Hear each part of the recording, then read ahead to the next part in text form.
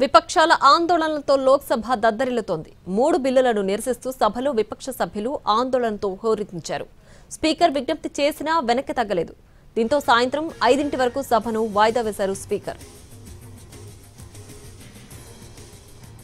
తీవ్రమైన నేరారోపణలతో అరెస్ట్ అయ్యి వరుసగా 30 రోజుల పాటు నిర్బంధంలో ఉంటే ప్రధాని, ముఖ్యమంత్రులు, మంత్రుల పదవును దాని నుంచి తొలగించేందుకు వీలు కల్పించే 3 బిల్లులను కేంద్ర హోంశాఖ మంత్రి అమిత్ షా లోక్సభలో ప్రవేశపెట్టారు. ఈ సందర్భంగా ప్రతిపక్షాల నుంచి పెద్ద ఎత్తున నిరసన వ్యక్తమైంది. ప్రతిపాదిత బిల్లులు రాజ్యాంగం, సమాఖ్యవాదానికి వ్యతిరేకంగా ఉన్నట్లు ఆరోపించాయి. ఈ బిల్లులను హడావిడిగా తీసుకొచ్చారనే విమర్శలను అమిత్ షా తోసిపుచ్చారు.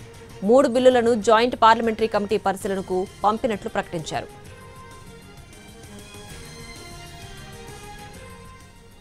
తీవ్రమైన నేరారోపణలతో అరెస్ట్ అయ్యి వరుసగా 30 రోజుల పాటు నిర్బంధంలో ఉంటే ప్రధానినైనా, కేంద్ర మంత్రినైనా పదవి నుంచి తొలగించేందుకు ఈ బిల్లు వీలు కల్పిస్తుంది.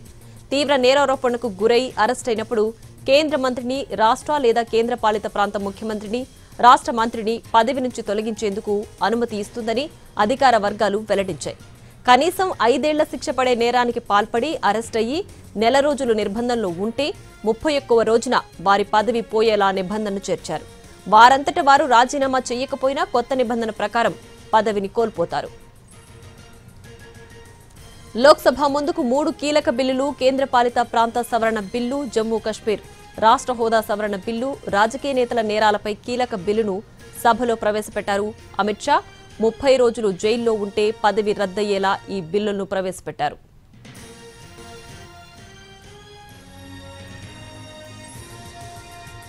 ఇక ఇదే అంశానికి సంబంధించి మరింత సమాచారాన్ని మా ప్రతినిధి ప్రసాద్ లైవ్ లో అందించడానికి సిద్ధంగా ఉన్నారు. ప్రసాద్, చెప్పండి, ఇప్పటికే కేంద్రం జేపీసీకి ఈ 3 బిల్లుల ప్రతిపాదన అయితే పంపించింది. మరి సాయంత్రం 5 వరకు కూడా లోక్సభను వాయిదా వేశారు. ప్రజెంట్ ఉన్న అప్డేట్ ఏంటి?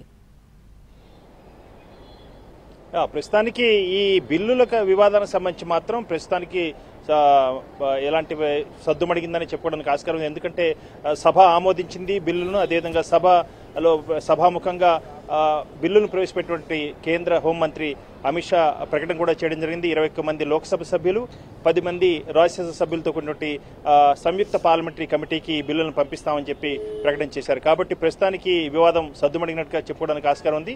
ఇక జాయింట్ పార్లమెంటరీ కమిటీ ఈ అంశాలపై చర్చించేందుకు అవకాశం ఉంది. ప్రధానంగా 3 గంటలకు ముందు 2 గంటలకు బిల్లు ప్రవేశపెట్టగానే చాలా గందరగోళంలో, అదేవిధంగా నినాదాలు, నిరసనల మధ్య సభను 3 గంటలకు వాయిదా వేయడం జరిగింది. అదేవిధంగా 3 గంటలకు వాయిదా పడిన తర్వాత కూడా ప్రతిపక్షాలకు చెందిన సభ్యులు పెద్ద ఎత్తున సభలోనే ఉంటూ నినాదాలు చేయడం జరిగింది. అదేవిధంగా 3 గంటలకు ముందుగా సభ ప్రారంభం కాకుండానే ప్రతిపక్షాలకు చెందిన సభ్యులంతా కూడా పెద్ద ఎత్తున నినాదాలు చేస్తూ బిల్లులను వ్యతిరేకించారు.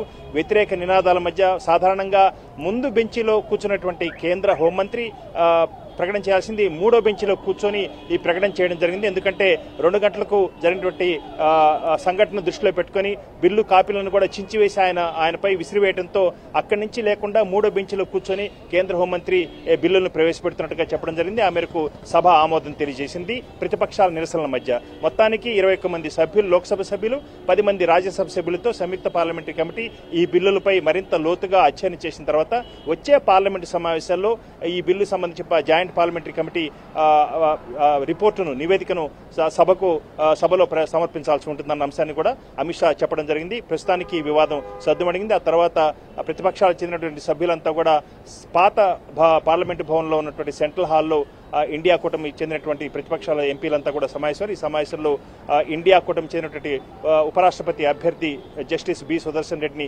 పరిచయం చేసే కార్యక్రమంగాను ఈ కార్యక్రమాన్ని ఏర్పాటు చేసుకోవడం జరిగింది. ఈ సమావేశంలో జస్టిస్ బి సుదర్శన్ రెడ్డి కూడా పాల్గొనబోతున్నారు. ప్రధానంగా ఈ బిల్లులకు సంబంధించి పెద్ద ఎత్తున వివాదం చేయడానికి ప్రధాన కారణం అరవింద్ కేజ్రీవాల్ ఢిల్లీ ముఖ్యమంత్రిగా ఉండి జైల్లోనే ఉంటూ జైలుకే చీఫ్ సెక్రటరీని రప్పించుకొని జైల్లోనే అధికారులను కూర్చోబెట్టుకుని పాలన కొనసాగించారు. దాదాపు 6 నెలల పాటు ఈ తంతు కొనసాగింది. దీన్ని దృష్టిలో పెట్టుకునే ఎట్టి పరిస్థితుల్లో కూడా రాజ్యాంగ విలువలను తొంగలో తొక్కే విధంగా, ఈ రకంగా ప్రజల యొక్క రాజ్యాంగ విశ్వాసాన్ని దెబ్బతీసే విధంగా పాలన కొనసాగించడం, అదేవిధంగా అనేక తీవ్ర ఆరోపణలు ఎదుర్కొంటుంటే ప్రజాప్రతినిధి కానీ, మంత్రి కానీ, ముఖ్యమంత్రి కానీ జైల్లోనే ఉంటూ పాలన కొనసాగించడం, ఇది ఏమాత్రం కూడా మంచి పరిపాలన అనే సిద్ధాంతాలకు ఏమాత్రం కూడా సరైనటువంటి రీతిలో భాషను చెప్పేదిగా లేదు. కాబట్టి ఈ అంశాన్ని దృష్టిలో పెట్టుకుని ప్రధానంగా ఇలాంటి నిర్ణయం తీసుకున్నాము. పైగా అధికారంలో ఉన్నటువంటి బీజేపీ నేతృత్వంలో ఎన్డీఏ కూటమి పక్షాలకు భయాలు ఉండాలి కానీ కేవలం 3 రాష్ట్రాల్లోనే అధికారం ఉన్నటువంటి కాంగ్రెస్ పార్టీకి ఈ భయాలు ఎందుకన్న అంశాన్ని కూడా అధికార పక్ష సభ్యులు ప్రశ్నిస్తున్నారు. కేవలం 3 రాష్ట్రాల్లో ఉన్నటువంటి కాంగ్రెస్ పార్టీ కానీ ఇతర ప్రతిపక్షాలు ఎవరు కూడా అధికారంలో లేనటువంటి వాళ్ళంతా కూడా ఈ రకంగా ఆందోళన పడాల్సిన అవసరం ఏందన్న అంశాన్ని కూడా వీళ్ళు అధికార పక్షానికి సభ్యులు, మంత్రులు చెప్తున్నారు. ప్రధానంగా మరొక అంశాన్ని కూడా ఇక్కడ ఉదహరించడం జరిగింది.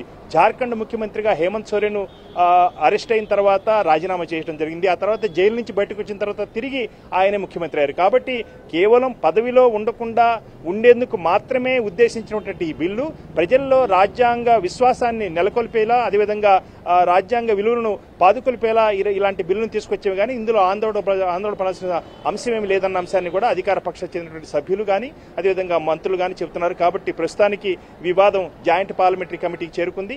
జాయింట్ పార్లమెంటరీ కమిటీ, సంయుక్త పార్లమెంటరీ కమిటీ ఈ అంశంపై పరిశీలించి లోతుగా అధ్యయనం చేసిన తర్వాత అనేకటువంటి సవరణలు, అదేవిధంగా అభిప్రాయాలతో నివేదికను వచ్చే పార్లమెంటు సమావేశాల్లో సమర్పించేందుకు అవకాశం ఉంది. ప్రస్తుతానికి మాత్రం ఈ బిల్లుల వివాదం సద్దుమణిగిందని చెప్పుకోవడానికి ఆస్కారం ఉంది.